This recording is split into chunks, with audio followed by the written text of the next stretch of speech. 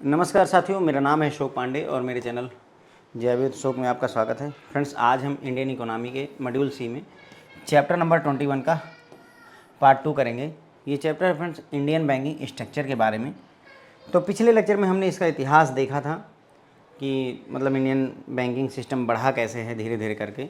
यहाँ पर हम बात करेंगे टाइप्स ऑफ बैंक्स की। बैंक बहुत तरीके के हमारे पास में हैं, उसमें public sector bank, private sector bank और फॉरेन बैंक यहाँ पर हम समझेंगे।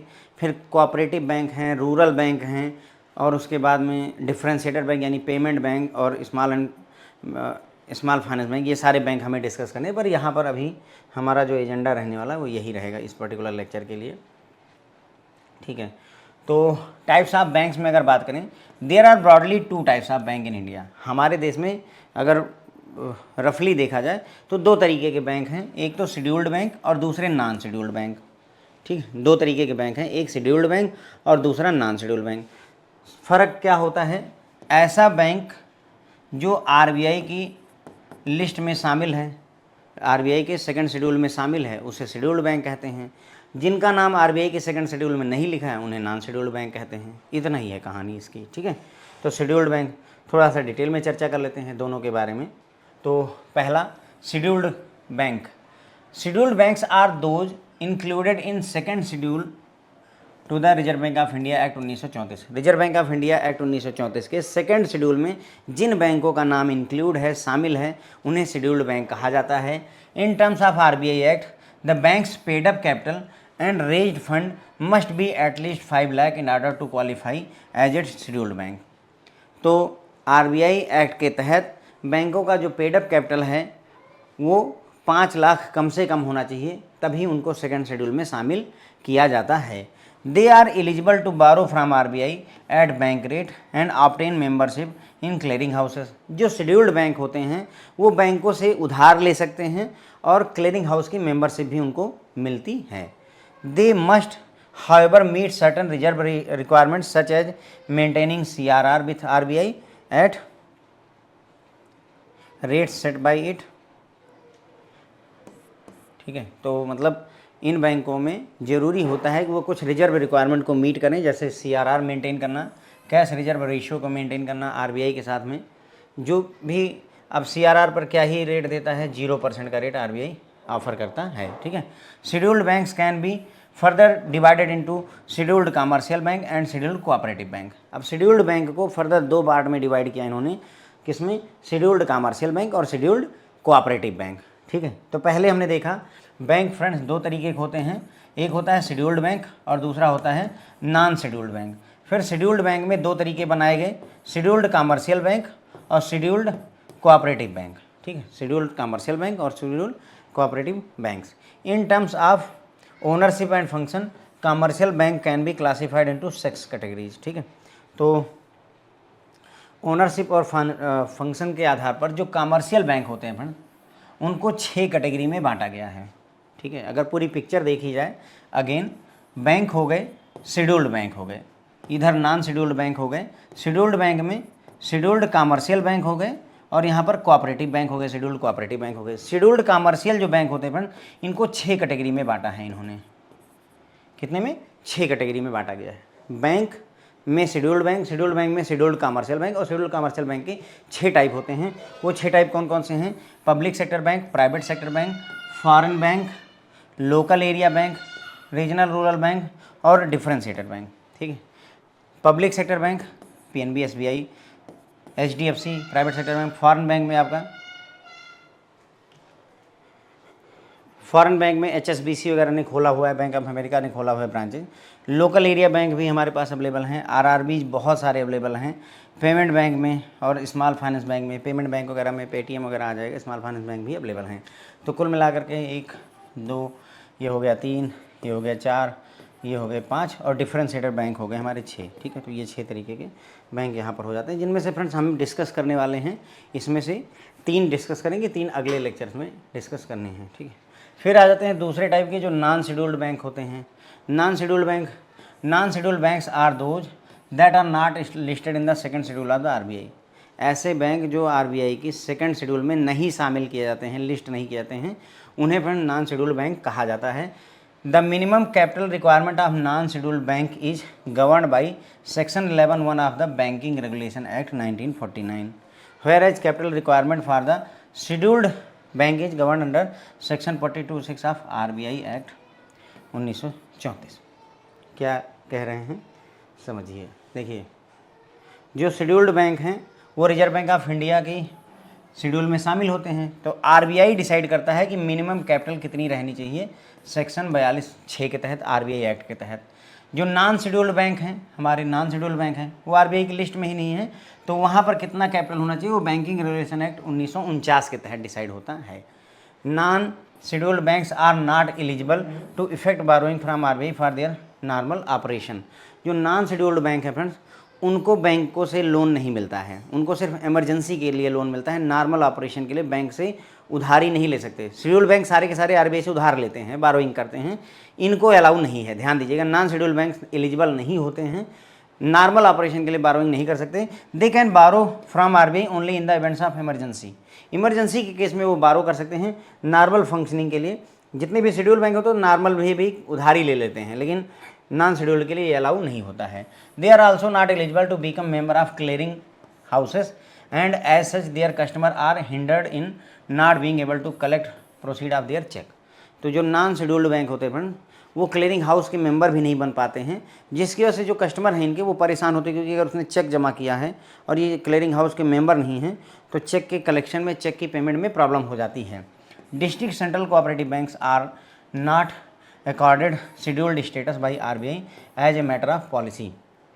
जो डिस्ट्रिक्ट सेंट्रल कोऑपरेटिव बैंक होते हैं, डिस्ट्रिक्ट लेवल के जो कोऑपरेटिव बैंक होते हैं फ्रेंड, उनको RBI द्वारा जो है शेड्यूल का स्टेटस दिया ही नहीं जाता है as a matter of policy, क्योंकि ये जो है आप देखेंगे कि जो डिस्ट्रिक्ट बैंक होते हैं फ्रेंड्स कोऑपरेटिव, ये बैंकिंग का पार्ट ही नहीं माने जाते हैं। ठीक है, इनको बैंकिंग का पार्ट ही नहीं माना जाता है, इसीलिए ये RBI के जो है निगरानी में आते ही नहीं हैं, तो इसीलिए इनको शेड्यूल का स्टेटस नहीं दिया जाता है। These banks are federated to the state cooperative banks and enjoy the remittance and other facility through the state cooperative banks into which they are federated. मतलब ये जो बैंक हैं हमारे डिस्ट्रिक्ट वाले, ये जुड़े हुए होते हैं स्टेट कोऑपरेटिव बैंक्स थे, और इनकी जो लुक आफ्टर करता है कौन, ये जो डिस्ट्रिक्ट लेवल के कोऑपरेटिव बैंक है, तो इनको स्टेट गवर्नमेंट द्वारा गवर्न किया जाता है। किसके द्वारा? स्टेट गवर्नमेंट द्वारा गवर्न किया जाता है। तो यहाँ बता रहे हैं कि ये जो डिस्ट्रिक्ट लेवल के कोऑपरेटिव बैंक हैं, ये स्टेट कोऑपरेटिव बैंकों से जुड़े हुए होते हैं, और उन्हीं की ही रेमिटेंस और अदर फैसिलिटी का यूज ये करते हैं। इनकी खुद की रेमिटेंस फैसिलिटी और क्लियरिंग हाउस की मेंबरशिप नहीं होती, लेकिन ये जिस स्टेट कोऑपरेटिव बैंक से जुड़े हैं उसकी फैसिलिटी का यूज करके ये सुविधाएं देते हैं। अब हमें इनके बारे में डिटेल में डिस्कस करना है। तो फ्रेंड्स, अभी तक हमने देखा कि बैंक दो तरीके के होते हैं, शेड्यूल्ड बैंक और non scheduled bank. Scheduled bank वो हैं जिनका नाम RBI के सेकंड शेड्यूल में लिखा होता है। कई सारे शेड्यूल होते हैं, first schedule, second schedule, third schedule, fourth schedule, तो उसमें सेकंड शेड्यूल में जिनका नाम लिखा है फ्रेंड्स उन्हें शेड्यूल बैंक कह दिया जाता है। जिनका नाम नहीं लिखा है, नहीं शामिल है, उन्हें नॉन शेड्यूल बैंक कह दिया जाता है। शेड्यूल्ड बैंक जो होते हैं फ्रेंड्स, वो सेकंड शेड्यूल में उनका नाम लिखा हुआ होता है, और इनकी पेड अप कैपिटल कम से कम 5 लाख रुपए की होनी चाहिए। ये RBI से उधार ले सकते हैं, क्लियरिंग हाउस के मेंबर होते हैं। कौन?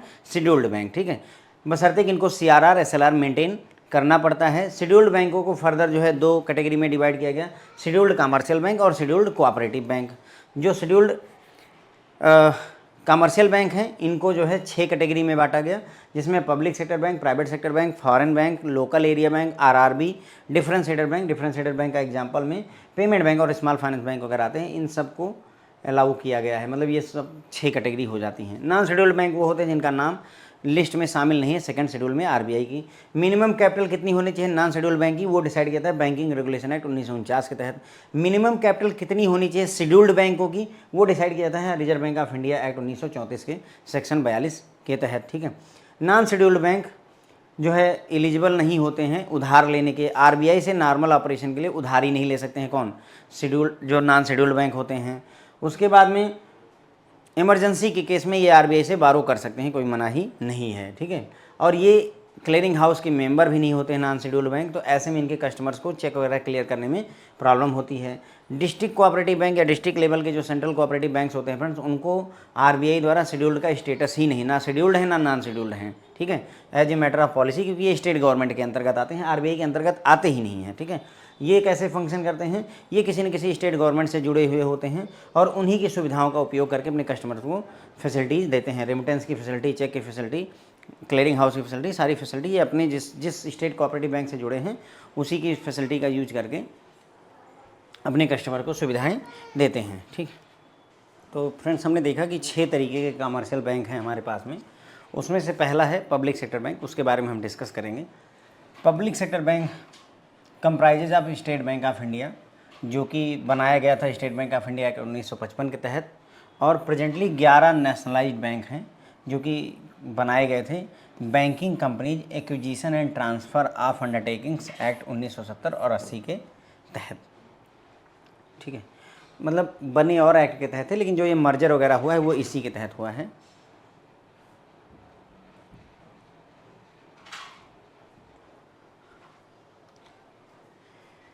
SBI, State Bank of India had 7 subsidiaries which were constituted under State Bank of India Subsidiary Bank Act 1959, and these banks were known later as associate banks of State Bank of India, but these were in phases merged into SBI between 2008 से 2017।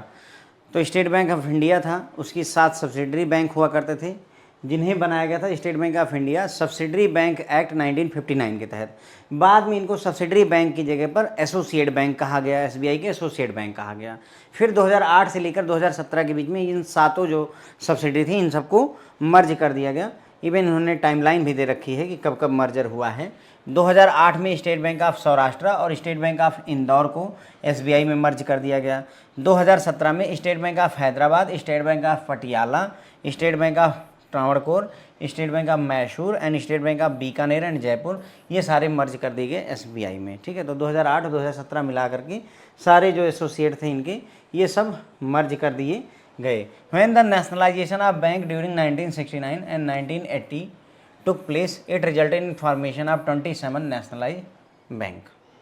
तो जब 1969 में 14 बैंकों का और 6 bank 1980 में nationalise किए गए, तो कुल मिलाकर के 27 नेशनलाइज बैंक निकल करके आते हैं। However out of these banks New Bank of India was taken over by Punjab National Bank in 1993। यानी कि जितने भी बैंक हैं सबसे पहले जो मर्जर हुआ था वो हुआ था फ्रेंड, सबसे पहला मर्जर अगर हम कहें तो न्यू बैंक ऑफ इंडिया का मर्जर कर दिया गया था पीएनबी में 1993 में ही। ठीक है, 1993 में new Bank of India PNB के पास आ चुका था। इन द पीरियड बिटवीन 2017 से 2020 however there were a spate of mergers whereby a number of smaller या weaker nationalized bank were acquired by larger nationalized banks leading to a reduction of banks in this segment from 26 to 11। यानी कि अब केवल 11 nationalise bank बचे जब ये सारे merger हो गए तो। ठीक है, ये पूरी लिस्ट दी हुई है अभी रीसेंट मर्जर्स की। और आजकल फ्रेंड्स इसमें से क्वेश्चन पूछे जा रहे हैं। पूछते क्या हैं कि इनमें से जैसे विजया बैंक का मर्जर किस बैंक में हुआ, तो बैंक ऑफ बड़ौदा में, ऐसा क्वेश्चन पूछा जाता है। तो ये देखेंगे हम, बैंक ऑफ बड़ौदा, देना बैंक और विजया बैंक तीनों मिलकर के बैंक ऑफ बड़ौदा बने। क्वेश्चन किसी भी तरीके से बन सकता है। देना बैंक का मर्जर किस बैंक में हुआ है, तो जो सबसे फाइनल बैंक बनकर आता है उसका नाम याद रखिए, उसी में ये मर्ज हुए हैं। ठीक है, देना बैंक, विजया बैंक। फिर है Punjab National bank, oriental Bank of Commerce, United Bank of India. ठीक है, ओबीसी, यूबीआई ये दोनों मर्ज हो गए और पीएनबी बन करके आता है। Union Bank of India, Andhra Bank और Corporation Bank Union Bank of India बनते हैं। केनरा बैंक और सिंडिकेट बैंक को मर्ज करके केनरा बैंक बनाया गया। इंडियन बैंक और इलाहाबाद बैंक मर्ज करके इंडियन बैंक बनाया गया। ठीक, तो जो बड़े साइज का बैंक था उसका नाम मेंटेन किया गया। इंडियन बैंक बड़ा था तो वो रह गया, केनरा बैंक बड़ा था तो उसका नाम रह गया। इस तरीके से ये मर्जर्स हैपन हुए। ठीक है, तो ये बात हो गई फ्रेंड्स हमारी। तो आई थिंक जो है ये बातें हमने डिस्कस कर ली थी, हमें पब्लिक सेक्टर बैंक से रिवाइज करना है। तो पब्लिक सेक्टर बैंक में हमने देखा कि भाई पब्लिक सेक्टर बैंक में स्टेट बैंक ऑफ इंडिया था, जो स्टेट बैंक ऑफ इंडिया 1955 के तहत बना। करंट टाइम पे 11 नेशनलाइज बैंक हैं जो कि banking companies acquisition and transfer of undertaking act 1970-80 के तहत बनाए गए हैं। एसबीआई का इतिहास कैसा रहा है, एसबीआई होता था, उसकी 7 सब्सिडरी होती थी जो बने थे, 7 सब्सिडरी जो थी वो बने थे state Bank of India subsidiary bank act 1959 के तहत। ठीक है। और ये इनको बाद में एसोसिएट बैंक कहा गया, एसबीआई के सब्सिडी के एसोसिएट कहलाना शुरू किया। और 2008 से 2017 के बीच में इन सबको मर्ज करके सिर्फ एसबीआई रहा, बाकी सब निपट गए। तो 2008 में मर्जर हुआ सौराष्ट्र, एसबीआई सौराष्ट्र का, स्टेट बैंक ऑफ इंदौर का मर्जर कर दिया गया एसबीआई में। 2017 में जो बाकी बचे थे हैदराबाद, पटियाला, त्रावणकोर, मैसूर, बीकानेर, जयपुर, इन सबको एसबीआई में मर्ज कर दिया गया। जब 1969 में नेशनलाइजेशन किया गया और 1980 में नेशनलाइजेशन किया गया तो कुल मिलाकर के 27 नेशनलाइज बैंक सामने निकल करके आते हैं। 1993 में इसी में से 27 बैंक थे, उसमें से एक bank new Bank of India का मर्जर कर दिया गया, किसमें? पंजाब नेशनल बैंक में। तो अब कितने बचे? 27 से घट करके 26 बचे थे। वही चीज़ यहाँ देखिए, यहाँ लिखा हुआ है कि 26, तो 26 बैंक हमारे पास में रह गए थे। और बाद में जब इन सब का मर्जर कर दिया गया 2017 से 20 के बीच में, तो केवल 11 बैंक हमारे पास में नेशनलाइज बचते हैं। ठीक है, क्लियर हो जाती बात। 27 थे, उसमें से new Bank of India PNB में चला गया 1993 में ही, तो बचे 26 को भी मर्ज करके 11 कर दिया गया। रिसेंट जो मर्जर हुए हैं उनकी लिस्ट भी हमारे सामने है। बैंक ऑफ बड़ौदा में देना बैंक और विजया बैंक मिले हैं। बैंक ऑफ बड़ौदा में Dena Bank, Vijaya Bank. Punjab National Bank में Oriental Bank of Commerce, United Bank of India, ये यूनाइटेड है, ये यूनियन है, ठीक है, ध्यान रखिएगा। Union Bank of India, Andhra Bank और Cooperation Bank Union Bank of India का रूप लेते हैं। केनरा बैंक, सिंडिकेट बैंक मिलके केनरा बैंक बनता है। इंडियन बैंक और इलाहाबाद बैंक मिलके इंडियन बैंक बनता है। तो ध्यान रखेंगे फ्रेंड्स, ये कौन सा बैंक किसमें मर्ज हुआ है, रिसेंट वाले इस पर्टिकुलर चार्ट से क्वेश्चंस आए हुए हैं एग्जाम में। ठीक है, तो ये हमारे फ्रेंड्स पब्लिक सेक्टर बैंक की बातें खत्म हो जाती हैं। अब हम बात करेंगे यहाँ पर प्राइवेट सेक्टर बैंक्स की। तो प्राइवेट सेक्टर बैंक की बात करें, banks which are constituted under companies act 1956 and companies act 2013 and operate under the banking regulation act 1949। तो मतलब प्राइवेट बैंक वो बैंक हैं जो कंपनीज एक्ट 2013 या 1956 के तहत बनाए गए हैं, कंपनी के तौर पर रजिस्टर्ड हुए हैं और काम करते हैं बैंकिंग रेगुलेशन एक्ट 1949 के तहत। एट प्रेजेंट अगर देखा जाए, there are 21 private sector banks in the country, out of which 12 are old private sector bank and 9 are new private sector bank. ठीक है, तो करंट टाइम पे ये बोल रहे हैं भाई कि हमारे पास कुल मिलाकर के 21 प्राइवेट सेक्टर के बैंक हैं, जिसमें से जो है 12 पुराने हैं और 9 नए हैं। तो पुराने किस आधार पर और नए किस आधार पर बांटे गए हैं वो भी देख लेते हैं। Old private sector banks are those that were set up prior to the nationalisation.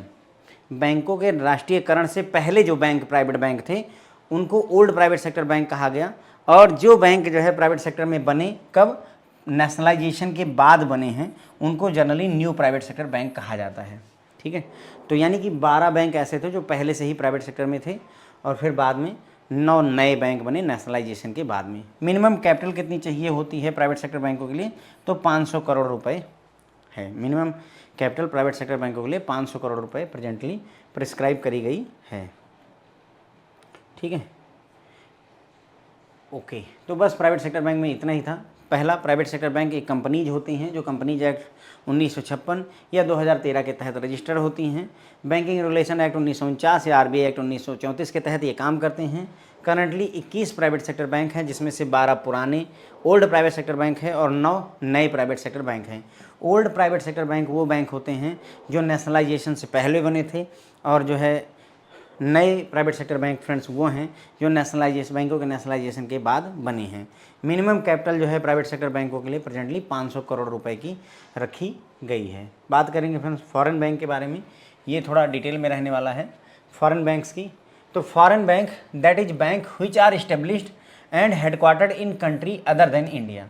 तो विदेशी बैंक उन्हें कहा जाएगा जो इनका स्थापना और जिनका हेडक्वार्टर इंडिया के बाहर कहीं पर है, किसी भी देश में। ठीक है, तो foreign banks were established in order to support the activities of colonial power that rule India prior to the independence. तो फॉरेन बैंक बनाए क्यों गए थे, ताकि जो यहाँ पर अंग्रेज़ों का शासन था उनको मदद की जा सके, उसी के लिए इन्हें बनाया गया था। Some of them are Standard Chartered Bank, Citi Bank, Grindlays Bank जिसे ANZ बैंक कहा जाता है, Banque Nationale de Paris and Paribas, PNB Paribas has been operational in India for almost 150 year and form banking conduct for foreign trade and investment. मतलब कहने का कुछ example दिए इन्होंने कि हमारे देश में स्टैंडर्ड चार्टर्ड बैंक हो गया, सिटी बैंक हो गया, ग्रैंडेल बैंक वगैरह हो गया, BNP परिबास वगैरह हो गया, ये सब बैंक लगभग 150 सालों से काम कर रहे हैं और फॉरेन ट्रेड और इन्वेस्टमेंट को बढ़ावा देने में ये बराबर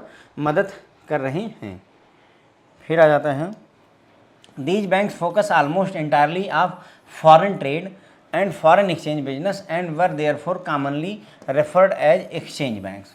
तो जो फॉरेन बैंक बने उन्होंने ज़्यादातर ध्यान दिया फॉरेन ट्रेड पर, विदेशी ट्रेड पर, फॉरेन एक्सचेंज के काम पर ज़्यादा ध्यान दिया, इसीलिए इनको फ्रेंड्स एक्सचेंज बैंक के नाम से भी जाना गया। In fact the umbrella organisation for foreign exchange dealers in India, FEDAI was originally an association of foreign banks only. जो फिडई है ना, foreign exchange dealers association of India, जो फिडई हुआ करता था फ्रेंड, वो ओरिजिनली जो है विदेशी बैंकों का ही एक एसोसिएशन हुआ करता था पहले, बाद में फिर ये इंडिया के कंट्रोल में आ गया। लेकिन जब शुरुआत हुई थी फिडई की, तो वो जो है फॉरेन एक्सचेंज से रिलेटेड गाइडलाइन बनाने का, फॉरेन ट्रेड से रिलेटेड गाइडलाइन बनाने के लिए इनको बनाया गया फिडई को। तो ये फॉरेन बैंकों का ही एसोसिएशन हुआ करता था, ठीक है। अब foreign banks have 3 common mode by which they can operate overseas. मतलब फॉरेन बैंकों को हमारे देश में काम करने के 3 तरीके दिए गए हैं। अपनी ब्रांचेज खोल दें, अपनी सब्सिडरी स्थापित करें, या अपने रिप्रेजेंटेटिव ऑफिस खोल लें, ठीक है। तो मान लो जैसे सिटी बैंक है, अमेरिका में है, वो यहाँ अपनी ब्रांचेज खोले। दूसरा सिटी बैंक है, वो किसी बैंक यहाँ पर एक अपनी सब्सिडरी ही, एक नई यूनिट ही इस्टेब्लिश कर दें, या फिर महज एक रिप्रेजेंटेटिव या 1 या 10 रिप्रेजेंटेटिव ऑफिस खोल करके काम चलाया जा सकता है, ठीक है।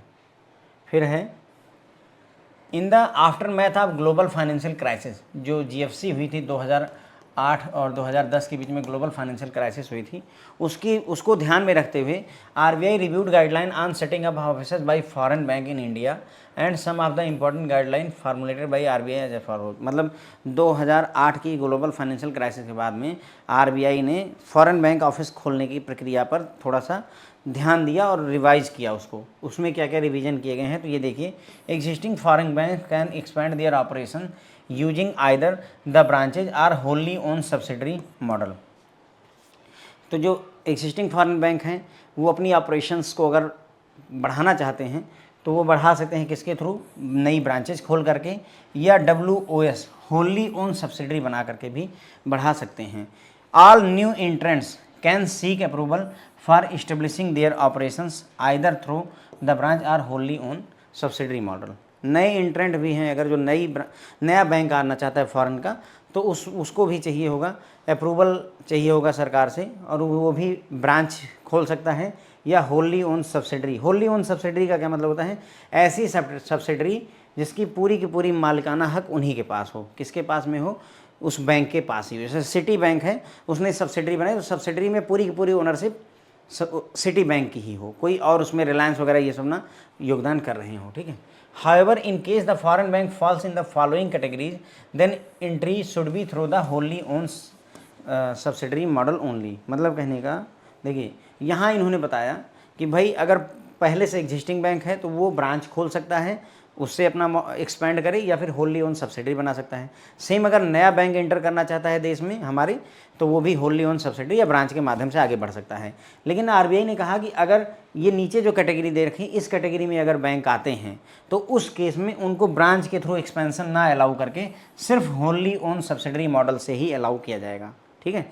तो वो ब्रांच एक्सपेंशन नहीं कर सकते, होली ओन सब्सिडरी मॉडल से ही अलाउ किया जाएगा। किस किस केस में, जैसे foreign bank with complex structure, ऐसा विदेशी बैंक जिसका स्ट्रक्चर बहुत कॉम्प्लेक्स है, तो वो सिर्फ होली ओन सब्सिडरी के थ्रू ही एक्सपेंड कर सकते हैं।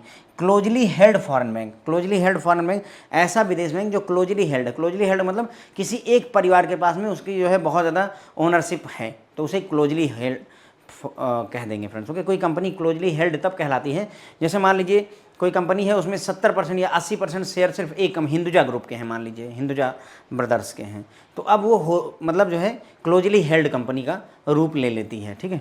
तो क्लोजली हेल्ड फॉरेन बैंक्स हो गए। Home country of the foreign bank has legislation giving a preferential claim to depositors in the home country in case of winding up a bank.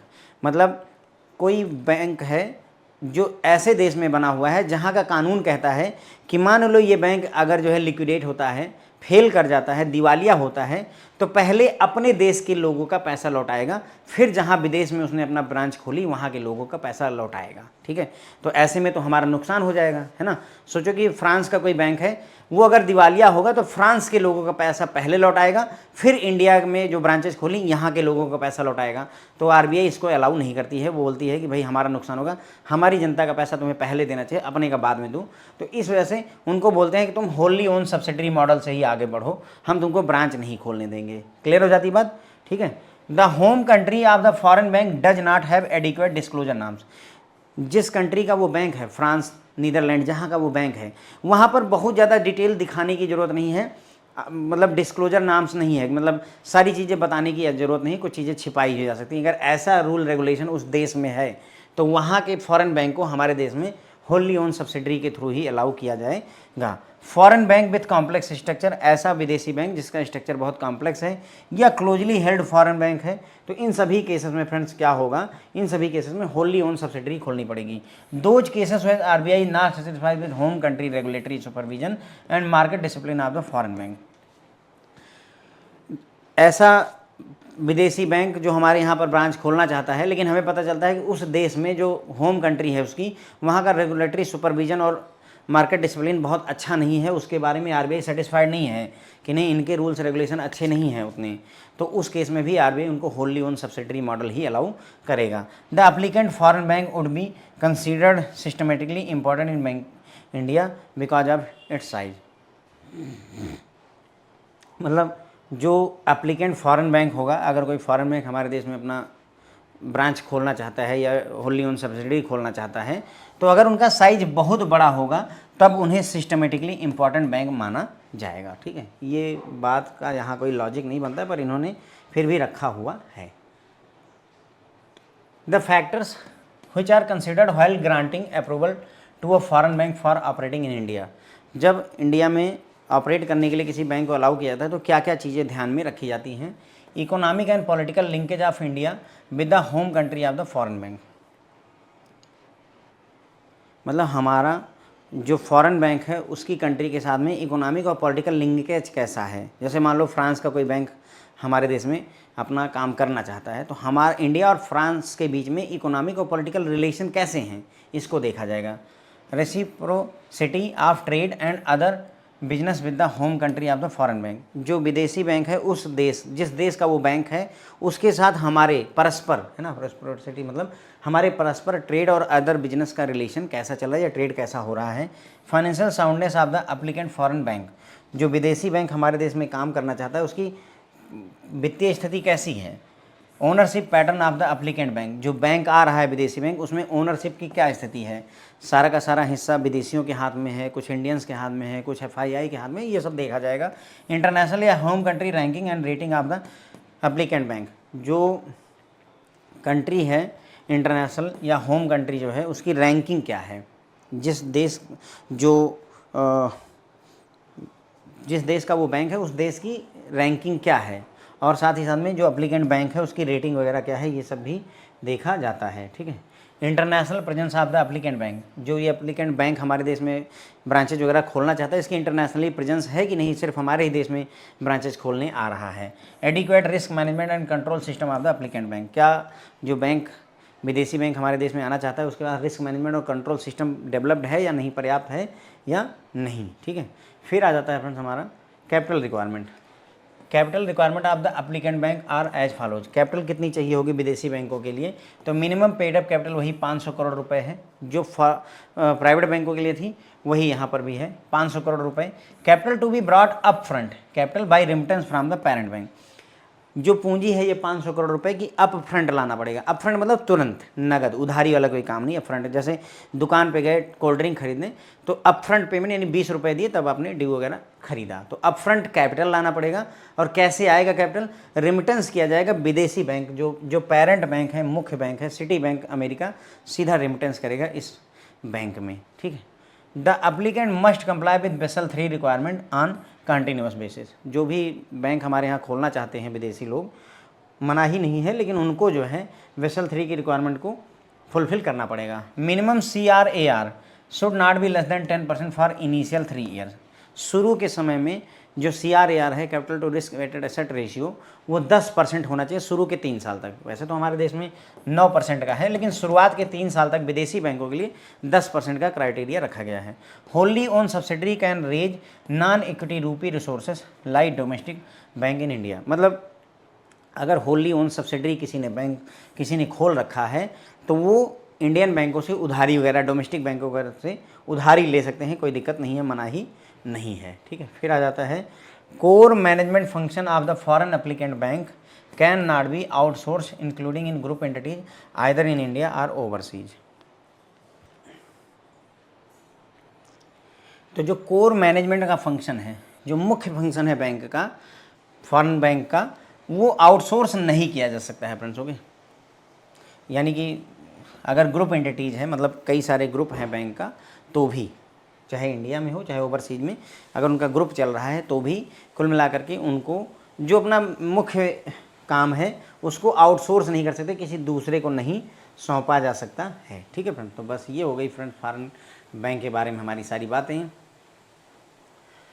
तो देखिए, हमने यहाँ पर देखा कि फॉरेन बैंक किसे कहते हैं, ऐसा बैंक जिसका इस्टेब्लिशमेंट और हेडक्वार्टर इंडिया के अलावा किसी भी देश में हो, उसे फॉरेन बैंक कहेंगे। फॉरेन बैंक इसलिए खोले गए थे क्योंकि पहले कॉलोनियल राज चलता था हमारे देश में, अंग्रेज़ों का राज चलता था, और उसी राज को सपोर्ट करने के लिए ये फॉरेन बैंक खोले गए थे। बहुत सारे बैंक हैं, standard Chartered Bank, Citi bank, उसके बाद में बैंक नेशनल दे पेरिस वगैरह, ये सारे बैंक हैं जो लगभग 150 वर्षों से चले आ रहे हैं, और ये फॉरेन ट्रेड और इन्वेस्टमेंट को बढ़ावा देते हैं। क्योंकि ये बैंक फॉरेन बैंक थे तो ज़्यादा ध्यान इनका विदेशी ट्रेड पर और फॉरेन एक्सचेंज के बिजनेस पर रहा, इसीलिए इनको एक्सचेंज बैंक के नाम से भी जाना गया। फिडेई जो संस्था है जो फॉरेन एक्सचेंज का पूरा मतलब जो है देखती है काम, रूल्स रेगुलेशन बनाती है, वो ओरिजिनली जो है फॉरेन बैंकों का ही एसोसिएशन था। सारे के सारे फॉरेन बैंक ही मिलकर के इसको बनाए थे। फॉरेन बैंक अगर हमारे देश में काम करना चाहते हो तो 3 तरीके हैं, ब्रांच खोल सकते हैं, सब्सिडरी स्थापित कर सकते हैं, या रिप्रेजेंटेटिव ऑफिस खोले जा सकते हैं। ठीक है, उसके बाद जब ग्लोबल फाइनेंशियल क्राइसिस हुई तो उसके बाद आरबीआई ने गाइडलाइन बदली। उन्होंने कहा कि अगर पुराने बैंक हैं या नए बैंक चाहते हैं इस्टेब्लिश होना तो उनके पास 2 तरीके हैं, एक तो वो होली ओन सब्सिडरी खोल सकते हैं या फिर जो है ब्रांचेस के थ्रू कर सकते हैं। यानी जो ये 3 तरीके थे ये घटा करके 2008-10 में 2 कर दिए गए कि 2 ही तरीका है तुम्हारे पास, या तो ब्रांच खोल सकते हो या होली ओन सब्सिडरी ओपन कर सकते हो, चाहे पुराने बैंक हो चाहे नए बैंक खुलना चाहे तो। ठीक है, लेकिन इसमें भी ब्रांच के थ्रू भी हो सकता था, नया बैंक है ब्रांच के थ्रू भी ब्रांच एक्सपेंड कर सकता है होली ओन सब्सिडरी मॉडल में। लेकिन इन्होंने फिर फर्दर मना किया कि अगर कुछ ऐसी गाइडलाइंस में आपका बैंक आता है विदेशी बैंक, तो सिर्फ होली ओन सब्सिडरी मॉडल ही एप्लीकेबल होगा। किस किस केस में, जैसे जो होम कंट्री है फॉरेन बैंक की, मतलब मान लो फ्रांस का बैंक है, तो फ्रांस की जो गाइडलाइन है वो ऐसी हैं कि अगर मान लो वो बैंक फेल कर जाता है तो पहले फ्रांस के डिपॉजिटर के पैसे लौटाने हैं, फिर इंडिया के डिपॉजिटर के पैसे लौटाने हैं। तो ऐसे बैंकों के लिए आरबीआई कहता है कि आप होली ओन सब्सिडरी मॉडल ही अपनाओ, हम दूसरा कोई तरीका नहीं दे सकते हैं। ठीक है, होम कंट्री जो फॉरेन बैंक की है वहाँ पर पर्याप्त डिस्क्लोजर नाम्स नहीं है, यानी कि सब कुछ शो करना है, इसके जो है गाइडलाइन नहीं है, तो भी आरबीआई मना कर देता है।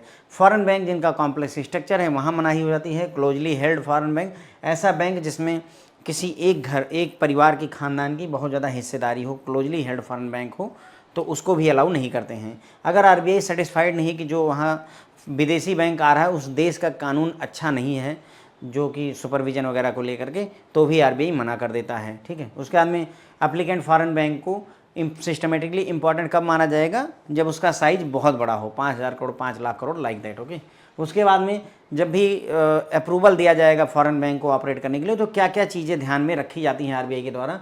तो पहला, जो फॉरेन बैंक हमारे देश में खुलना चाहता है उस फॉरेन बैंक की जो कंट्री है, होम कंट्री, उसके साथ हमारे इकोनॉमिक और पॉलिटिकल और बिजनेस रिलेशन कैसे हैं, ट्रेड वगैरह कैसा है, इकोनॉमिकल रिलेशन, पॉलिटिकल रिलेशन कैसा है, फाइनेंशियली क्या मजबूत है वो बैंक या नहीं है, ओनरशिप किसके हाथ में है किसके हाथ में नहीं है, इंटरनेशनल रैंकिंग क्या है उस देश की और उस एप्लीकेंट की रैंकिंग क्या है, इंटरनेशनली वो बैंक प्रेजेंट है और देशों में या नहीं है, क्या पर्याप्त रिस्क मैनेजमेंट और कंट्रोल सिस्टम है उनके पास या नहीं है, ये सारी चीज़ें ध्यान में रखी जाती हैं। कैपिटल रिक्वायरमेंट में minimum paid up capital foreign bank के लिए 500 करोड़ रुपए की रखी गई है। ये जो 500 करोड़ है ये अप फ्रंट लाने पड़ेंगे, तुरंत ही लाने पड़ेंगे, बाया रिमिटेंस, कैश वगैरह में नहीं, रिमिट करिए वहाँ से अपने पेरेंट बैंक से, ठीक है।